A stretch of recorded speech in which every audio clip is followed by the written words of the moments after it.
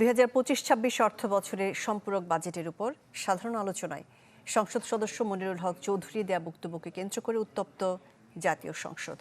তার বক্তব্যের মাঝে অন্য সদস্যরা তীব্র প্রতিবাদ জানালে সংসদে হট্টগোল শুরু হয়।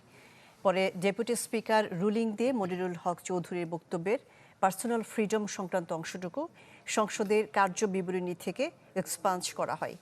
এমন বক্তব্য সংসদীয় রীতিনীতি পরিপন্থী উল্লেখ করে বিরোধী দলীয় চিফ হুইপ বলেন, নারী সংসদ সদস্যদের পোশাক ও ধর্মীয় স্বাধীনতা নিয়ে মন্তব্য অমার্জনীয় অপরাধ।